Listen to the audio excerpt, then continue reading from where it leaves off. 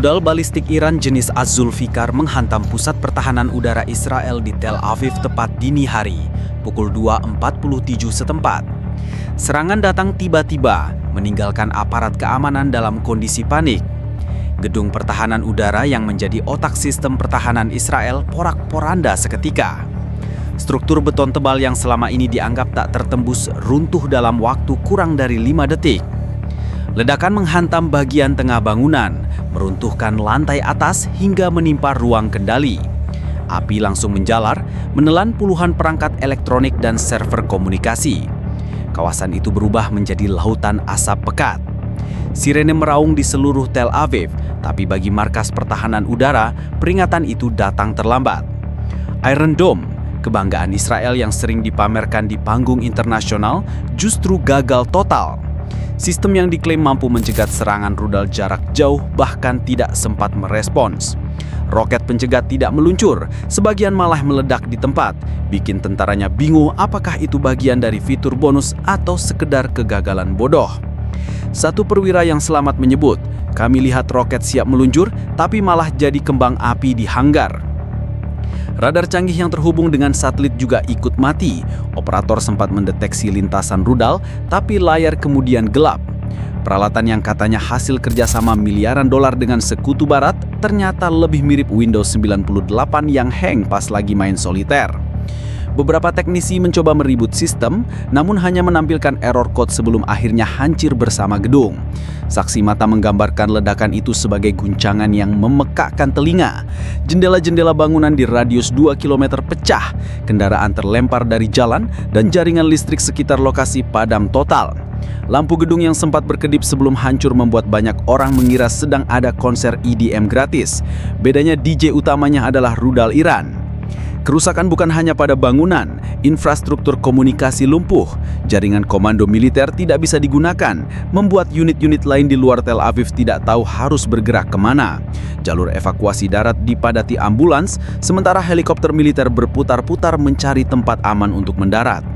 Tentara yang berhasil keluar menggambarkan suasana kacau, perintah bertabrakan, koordinasi hilang, dan prioritas penyelamatan tidak jelas. Seluruh sistem pertahanan yang selama ini dipuja sebagai terbaik di dunia ternyata roboh hanya oleh satu rudal. Negara yang selama ini menggembar-gemborkan kekuatan teknologinya kini harus menerima kenyataan pahit. Lebih banyak dana dihabiskan buat promosi ketimbang performa. Hasilnya, satu rudal membuat Tel Aviv kocar-kacir dan markas pertahanan udara tinggal jadi museum puing. Komandan Angkatan Udara Israel, Mayor Jenderal Avi Rahamim, tewas seketika di dalam gedung pertahanan udara saat rudal Az-Zulfikar menghantam. Tubuhnya ditemukan di ruang kendali yang sudah rata dengan tanah. Dari laporan awal, tim evakuasi menemukan jenazahnya sulit dikenali karena ledakan yang terjadi tepat di lantai komando. Sumber internal menyebut ia masih memimpin rapat darurat beberapa menit sebelum rudal datang. Kematian sang komandan langsung memukul mental pasukan. Rahamim dikenal sebagai tokoh penting dalam perencanaan operasi udara Israel. Namun nasib ironis terjadi. Orang yang selama ini bangga dengan dominasi udara justru mati tanpa sempat melihat musuh di radar. Ia bahkan tidak sempat mengeluarkan perintah evakuasi. Katanya jago strategi, tapi dikalahkan benda lurus seukuran tiang listrik yang terbang pakai bensin murah. Militer Israel awalnya mencoba menutupi kabar kematiannya, tapi informasi bocor cepat melalui media lokal dan media asing. Ambulans yang membawa jenazah keluar dari puing-puing terekam kamera warga. Dalam hitungan menit, gambar-gambar itu viral. Upaya sensor gagal total, kayak update software yang crash di 1%. Publik langsung tahu bahwa komandan tertinggi mereka gugur di tempat yang seharusnya paling aman. Tim medis melaporkan puluhan perwira lainnya juga tewas di ruangan yang sama. Ironisnya, sebagian besar korban adalah spesialis radar dan sistem rudal pencegat. Artinya orang-orang yang tugasnya mencegah rudal justru jadi korban rudal pertama. Situasi ini menimbulkan olok-olok di media sosial. Warganet menyindir, skill mereka ternyata bukan anti rudal, tapi pro kebakaran massal. Militer Israel menggelar upacara darurat internal untuk menghormati Rahamim. Namun upacara itu berjalan terburu-buru karena kondisi keamanan belum stabil.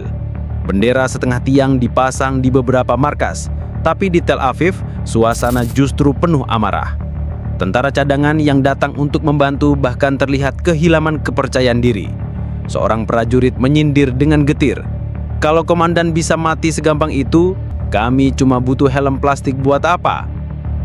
Secara strategis, kehilangan Rahamim adalah pukulan telak. Ia memimpin program modernisasi Angkatan Udara, termasuk koordinasi dengan AS untuk pembelian jet F-35.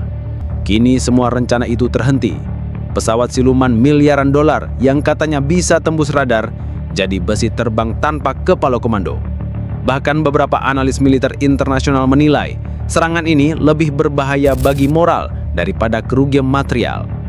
Dampak politik pun langsung terasa. Pemerintah Israel berada dalam tekanan besar untuk segera merespons. Namun tanpa komandan utama, keputusan militer terlihat kacau. Kabinet perang mereka ibarat band metal kehilangan vokalis.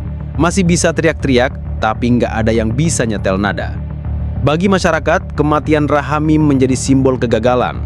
Sosok yang dipromosikan sebagai pelindung langit Israel ternyata roboh lebih cepat daripada sinyal wifi di daerah pedalaman.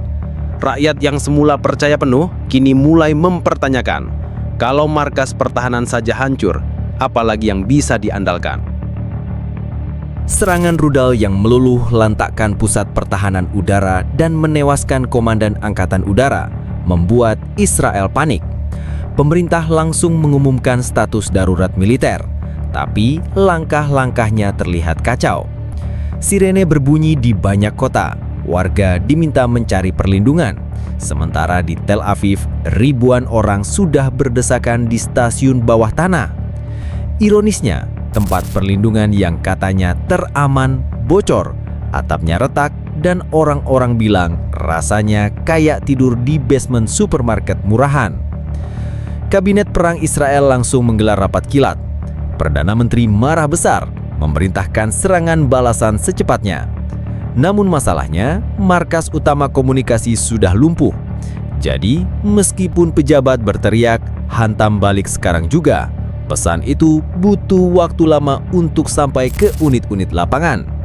Seolah-olah mereka lagi main telepon rusak, dari serang balik jadi tolong balik.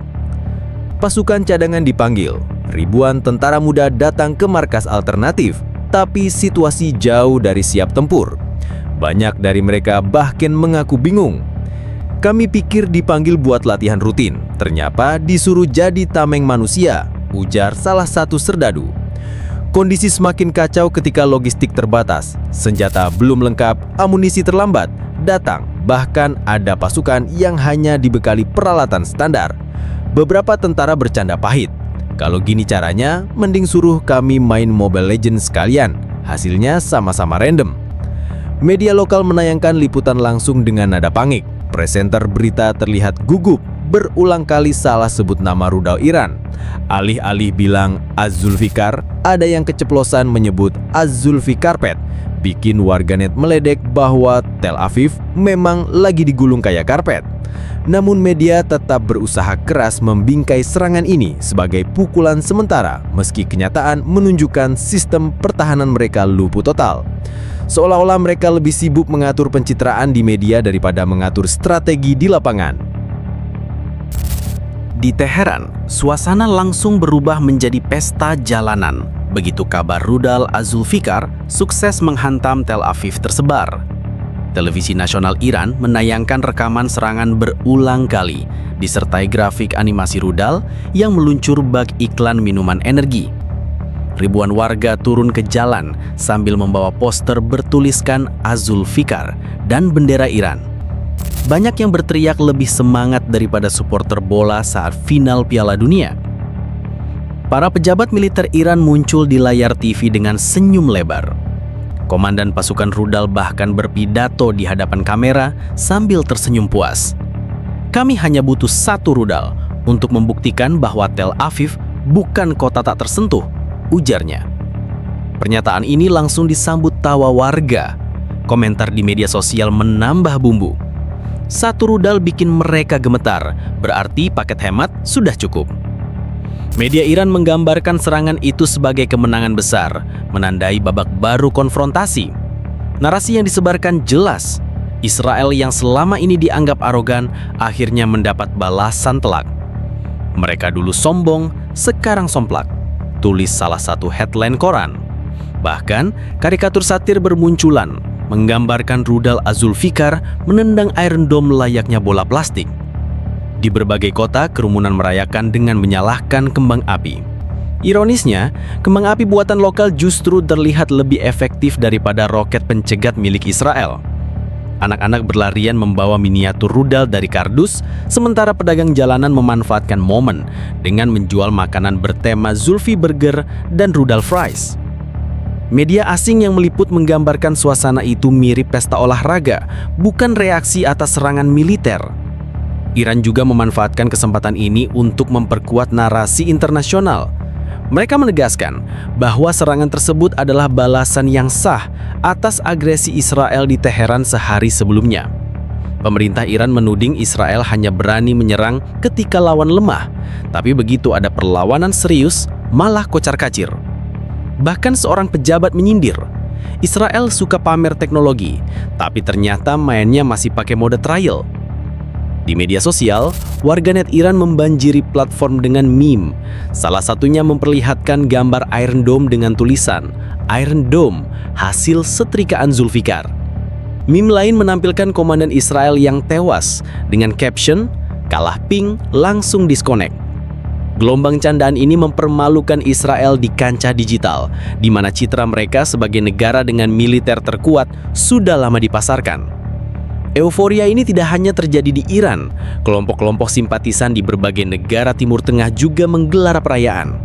Dari Beirut hingga Baghdad, spanduk bergambar rudal Az-Zulfikar dikibarkan. Bagi mereka, satu ledakan di Tel Aviv lebih memuaskan daripada 1000 pidato di PBB. Meski pemerintah Iran berhati-hati untuk tidak memicu perang besar, pesan yang ingin disampaikan sudah jelas. Mereka bisa menyerang jantung Israel kapan saja. Kalau satu rudal saja bikin pertahanan mereka lumpuh, bayangkan kalau kami meluncurkan 10, kata seorang analis militer Iran dengan nada sinis. Roasting terakhir, Tel Aviv sekarang tahu rasanya jadi wifi gratis, mudah ditembus siapa saja.